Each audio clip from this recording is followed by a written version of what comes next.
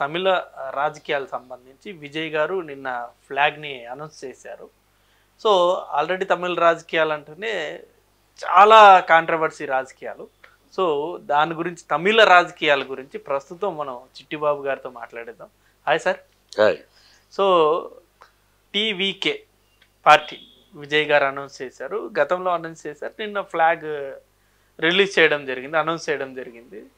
Flag, దాని సిద్ధాంతము, symbol ఇవన్నీ జనరల్గా ఈ న్యూస్ కూడా చాలా సర్క్యులేట్ అవుతుంది సార్.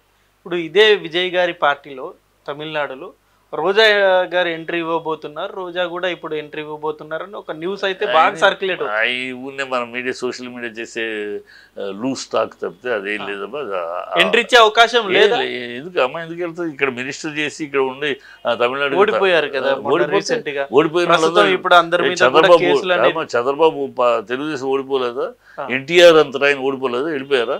ఓడిపోతారు, రాజకీయాల్లో ఎన్నికల్లో ఓడతారు, గెలుస్తారమ్మా. తమిళనాడు ఛానల్స్ లో కూడా ఈ న్యూస్ వచ్చింది అంటారు.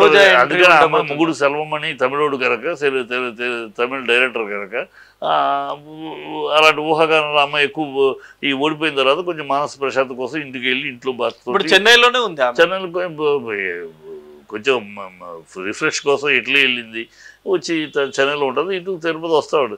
మంచి అప్సెట్ అయినప్పుడు ఎవరైనా కొంచెం మనసు ప్రశాంతత కోసం వెళ్తారు, ఉంటారు. దానికి అక్కడ చేరిపోయారు. ఇప్పుడు చంద్రబాబు ఎన్నికలు అవగానే పరిగెత్తాడు అమెరికాకి. ఎందుకు వెళ్ళాడు? డబ్బులు దాచుకుంటానికి వెళ్ళాడు.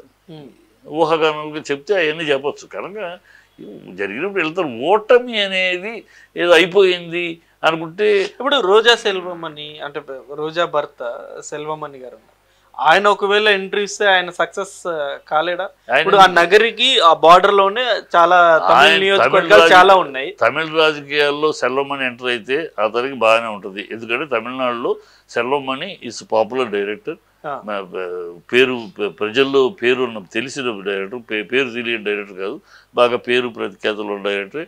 ఎందుకంటే ఆర్గనైజేషన్ డైరెక్టరే కాకుండా ఫిల్మ్ ఛాంబర్, ప్రొడ్యూసర్స్ కౌన్సిల్ అన్నింటిలో కూడా యాక్టివ్గా ఉంటాడు. సో ఆయన అక్కడ రాజకీయాల్లో ఇక్కడికి వస్తే అడ్రస్ ఏమి ఉండదు, కానీ అక్కడ తమిళనాడులో ఎంటర్ అయితే ఈ విల్ హ్యావ్ ఇది. అందుకని ఇప్పుడు విజయ్ టీంలోకి ఎవరెవరు వెళ్తారు అనేది వెయిట్ అండ్ సీ. ఇప్పుడు అనౌన్స్ చేశాడు, ఎవరెవరు వెళ్తారు, ప్రాముఖ్యమైన వాళ్ళు ఎవరు వెళ్తారు, ప్రజల్లో ప్రజాబలం ఉంది, ప్రజల్లో గౌరవ మర్యాదలు ఉన్నవాళ్ళు ఎంతమంది వెళ్తారు, all this you have to see. Selvamani గారు అంటే ఒక ఆలోచన అనేది చేస్తున్నారు రోజా గారిని నిలబెట్టడానికి. రోజా నిలబడదు, నగరి వదిలి వెళ్ళదు, వైఎస్ఆర్సీపీ పార్టీని వదలదు, కష్టమ నష్టము ఉంటారు. అంటే ఇప్పుడు ఆమె మీద అనేక అవినీతి ఆరోపణలు వచ్చాయి కదా సార్. ఇప్పుడు 100 కోట్లు ఆడదాం ఆంధ్రాలో 100 కోట్లు స్కామ్ చేసింది అన్నారు. చంద్రబాబు మేబీ ఈ పార్టీలో వెళ్తే ఈ కక్ష సాధింపు చర్యలు మన చంద్రబాబు ఎన్ని కేసులు లేవు, ఏ కేసులు ఎన్ని కేసులు లేవు, ఆస్తులు ఆయన కేసులు చాలా ఉన్నాయి. ఎందుకంటే 2 ఎకరాలు పెంకుటిల్లు నుంచి 6 లక్షల కోట్లకి వెళ్ళాడు.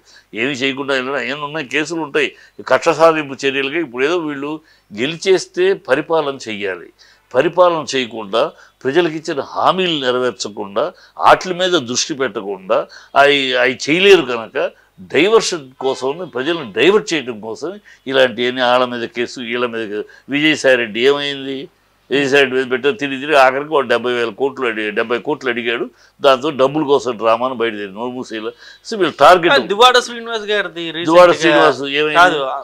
కానీ ఇప్పుడు ఆయన్ని టెక్కల నుండి తప్పించారు. ఇది ఈ విషయంలో ఏంటి, ఆయన దాంట్లో ఆయన అమ్మాయి భార్యాభర్తల మధ్య ఆస్తి గొడవ మీద నువ్వు అది తెలుసుకో, ఉండగా ఫ్యామిలీ గొడవ ఉండగా వద్దు అని పెట్టారు. దాంట్లో తప్పే ఉంది. ఆయన విషయం బయటకు వచ్చేసింది, రోడ్డు మీదకి వచ్చింది. అది వాళ్ళ ఇంటి లోపల ఉంటే విషయం రోడ్డు మీదకి వచ్చింది. రోడ్డు మీదకి వచ్చినాక ఆ అమ్మాయి తాగుద్దని, నన్ను కూడా చంపేస్తాని ఇతర అంటాము, నా డబ్బులతో కట్టుకున్నానంటే లేదు నేను ఇచ్చాను డబ్బులు అని అమ్మాయి అంటాం. ఇవన్నీ చిల్లరతనంగా ఫ్యామిలీ మధ్య గొడవలుగా ఉన్నాయి. అందుకని ఏం తేలినాక పదవి ఎప్పుడైనా ఇవ్వచ్చు, ఇప్పుడు ప్రస్తుతం వద్దు అని పెట్టాడు. దాని ఈజ్ గుడ్ థింగ్. ఉంచి ఈ రస తేలుతుంది. రేపు కోర్టులోకి వెళ్తున్నారు, కోర్టులో తేలుతుంది. ఇప్పుడు రోజా గారి మీద 100 కోట్లు స్కామ్ చేశారన్నది కేవలం పచ్చి అబద్ధం. 100 కోట్ల స్కాము ఇవన్నీ పచ్చి కక్ష సాధింపుగా చేసే ఆధారాల్లో ముందు బురద వెళ్ళేయటం, కడుక్కోవాలి. రాజకీయాలు ఎట్లా ఉన్నాయంటే మన రాష్ట్రాల్లో, మన దేశం మొత్తం మీద ముందు బురద వెళ్ళేయటమే.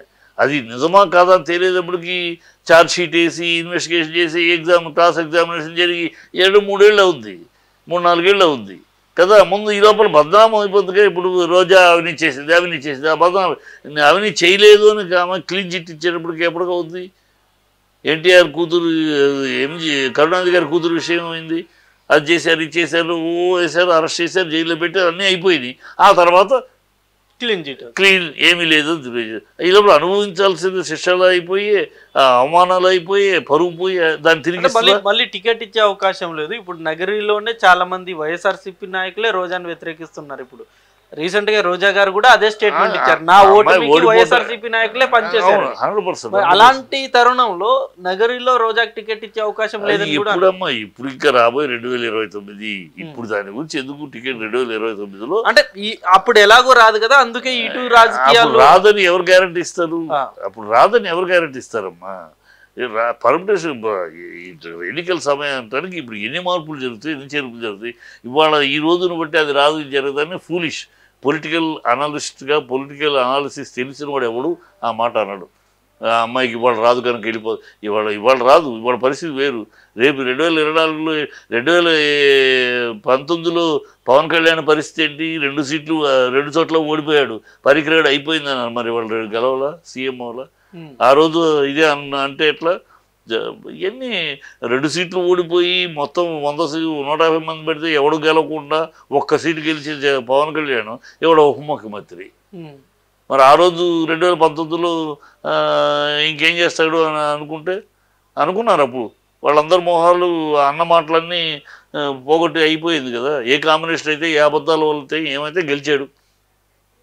ఇప్పుడే మాట్లాడతావు. సో అది పర్మనెంట్ కాలక్రమంలో ఇవాళని బట్టి 29 డిసైడ్ చేయకూడదు. కాలక్రమంలో ఏం జరుగుతుంది, ఎన్ని మార్పులు చేర్పులు జరుగుతాయి, ఎవరు కింద కోల్తారు, ఎవరు పైకి లేస్తారు, ఆల్ ది సీన్స్ ఉన్నాయి. ఇవాళ ఒంగోలు రీకౌంటింగ్ ఇచ్చారు.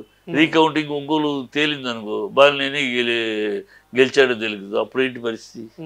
అప్పుడు ఈ కూటమి పరిస్థితి ఏంటి? ఇంకో 4 ఇమీడియట్గా మిగతా వాటికి కూడా పర్మిషన్ ఇస్తారు. ఆ 4 గోల్మాల్ జరిగిందని తేలింది అనుకోండి, ఈ ప్రభుత్వ పరిస్థితి ఏంటి? అప్పుడేం చేస్తాం? So all this things depends on future. ఎట్లా జరుగుతుంది దాన్ని బట్టి మార్పులు చేర్పులు జరుగుతాడు. ఇవాళ దాన్ని బట్టి అమ్మాయి దాంట్లో వెళ్తుంది, అమ్మాయికి సీట్ ఎవరికరికి వెళ్తుంది, all this nonsense. So thank you very much sir. తమిళ రాజకీయాల గురించి మొత్తం క్లారిటీగా చెప్పేశారు. Thank you very much. నమస్కారం.